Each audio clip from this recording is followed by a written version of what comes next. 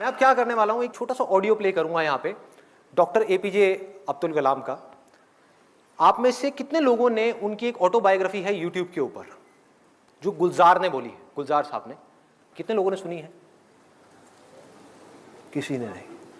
देखो क्या हो रहा है। हनी सिंह के गाने कितने लोगों ने सुने हैं? 4 bottle vodka, 4 bottle vodka, 4 bottle vodka. उसमें सनी लियोन दिख रही है डांस करती हुई। माइंड हमारा वर्ड्स में सोचता नहीं है, पिक्चर्स में सोचता है।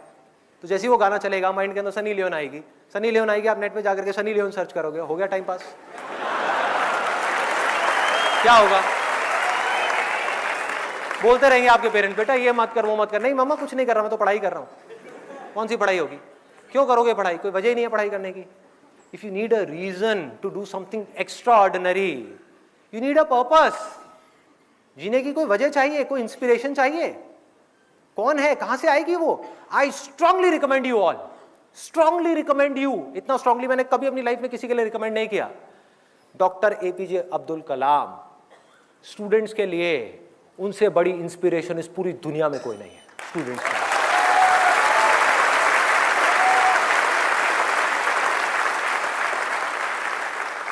प्ले कर दो एक बार, वो ऑडियो प्ले कर दो।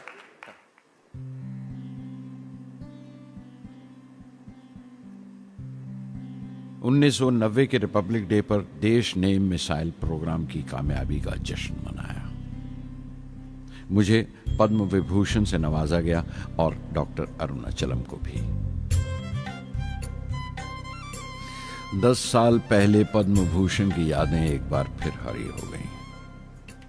रहन सहन मेरा अब भी वैसा ही था जैसा तब था। 10 बाय 12 का एक कमरा किताबों से भरा हुआ और कुछ जरूरत का फर्नीचर जो किराए पर लिया था। फर्क इतना ही था कि तब यह कमरा त्रिवेंद्रम में था, अब हैदराबाद में। वेटर मेरा नाश्ता लेकर आया, इडली और छाछ, और आंखों में एक खामोश मुस्कुराहट मुबारकबाद की। मैं अपने हमवतनों की इस नवाजिश से छलक गया।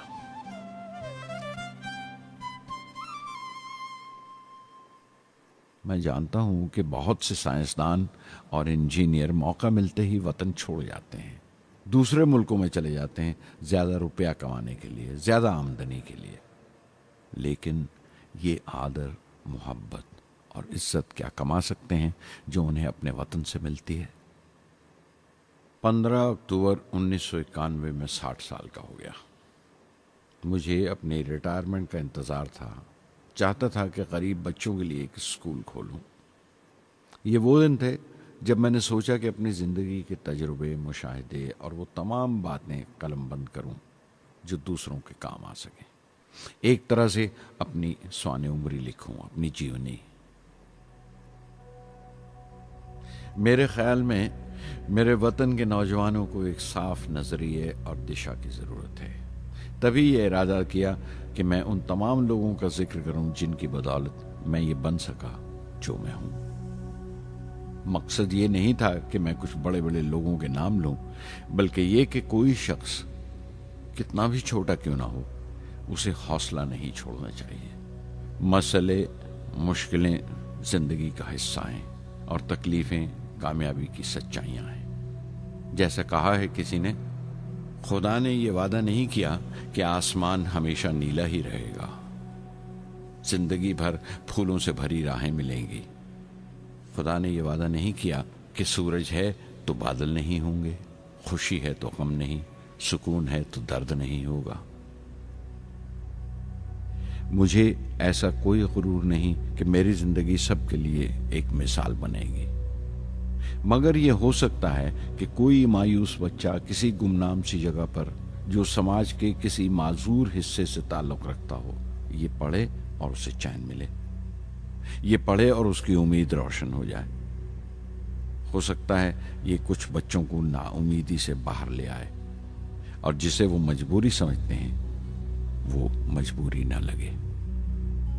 उन्हें यकीन रहे कि वो जहां भी हैं खुदा उनके साथ है। काश हर हिंदुस्तानी के दिल में जलती हुई लौ को पर लग जाए और उस लौ की परवाज से सारा आसमान रोशन हो जाए।